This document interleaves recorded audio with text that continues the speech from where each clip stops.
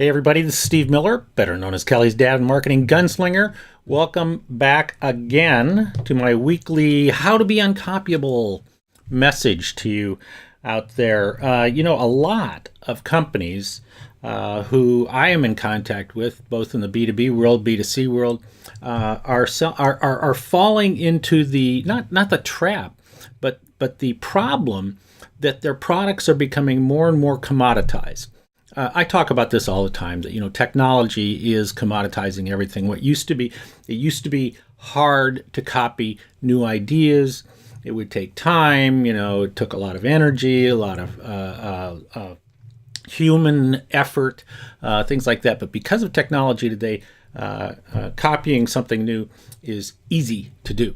And if it can be copied, it will be copied. So, I've stressed that being uncopyable is, yes, it's difficult to do, but it's also essential in order for companies to stay in existence in the long term. Now, and a couple of weeks ago, I was in Washington, D.C., doing some work with one of my clients, one of my consulting clients, and I took them out on a what I call a stealing genius field trip. Now, if you have not read my book, Uncopyable, How to Create an Unfair Advantage Over Your Competition, go get it, doggone it. What's wrong with you? Go get the book. It's cheap, okay? But anyway, in my book, I talk about how I believe there are three strategies for how to create an uncopyable type of relationship, an uncopyable attachment with your customer or client base. And when we were out doing my Stealing Genius exercise, which essentially is it's a laboratory where I take people and I expose them to alien encounters. So, like if somebody is in the trade show world, then I take them to retail outlets. As a matter of fact, if you're in the manufacturing world or you're in the automotive world or anything like that, you should still go to retail outlets. Your local malls are great opportunities to steal great ideas to help you in your business. And one of the best ideas, my third favorite example, I should say, is the American Girl store. Now, we were in Tyson's Corner, and there are quite a few American Girl stores across the United States. If you have not been to one, then you owe it to yourself to go. If you have been to one like I have been many, many times, then you actually owe it to yourself to go back and study it from an alien experience. And let me explain to you what I'm talking about. That when my daughter, Kelly, awesome Kelly, was 10 years old, or when she was getting ready to turn 10 years old, we asked her what she would like to do, and she said, I want to go to the American Girl store in Chicago. Now, back then, the Chicago store was the only American Girl store for the American Girl doll. And so, I cashed in some miles and, got some hotel, and we flew out there. We had a great time. But here's the thing, we went into the American Girl store, and we spent 7 hours in that store. Kid you not, we spent 7 hours in that store. Now, what happened there, right? And yes, that store is gone now. Some of the things are not there. They've got a new store in Chicago, and the store we were in Tyson's was still a great example of you could spend a lot of time in there if you have a daughter or a granddaughter who is into the American Girl. And what I think happened was that when the original American Girl came out, and I don't remember how many dolls they had in the beginning, 7 or 8 dolls.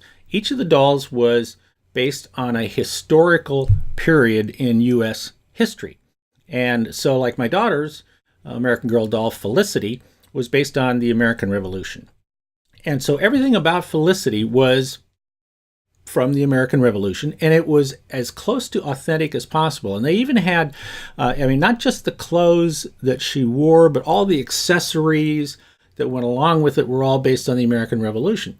But to keep the story going about the doll and to keep the doll as authentic as possible, they also had books that were written about Felicity back in the American Revolution. And the books were historically accurate books. So Kelly actually learned about the American Revolution while she was playing with her American Girl doll. Now nowadays they've moved away from the historical dolls and they've gone into more broad-based dolls. But the fact is that they still have they are still delivering the dolls to the girls today in a different manner.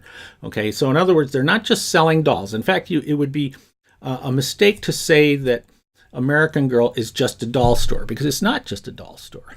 And in my book, I talk about the three different components, three different types of strategies that you can use to be uncopyable. The first strategy being the branding strategy, the second one being innovation strategy, the third being the experience strategy. And the American Girl, being my third favorite example, is a great example of combining all three of those strategies. You don't have to, but it's a great example of combining all three. And what does it do? Well, or what do they do? Well, number one, they're not selling you a doll. Okay, they're selling you a promise, and the promise at the American Girl nowadays is that they are helping young girls to look to the future and to have self-confidence, to believe that they can be anything that they want to be when they grow up. And so they are selling that self-esteem as part of the experience of having that doll. They call it true. The promise is truly me, and every girl is individual. Every girl is unique in her own way. And so she can have an American Girl who is also unique in her own way based on the interests that the little girl, the daughter or the granddaughter has. Now, so for example, at the store in Tyson's Corner outside of Washington, D.C., we were going through there, and it's a two-story store. And in there, they not only do they have the American Girl doll, but they also, and all the accoutrements, the accessories and everything like that, but they also have a salon, a hair salon, so the doll can get her hair done. The doll can get her ears pierced at the salon. They have a restaurant in there that is complete with high chairs for the American Girl doll that your daughter or granddaughter brings along with you.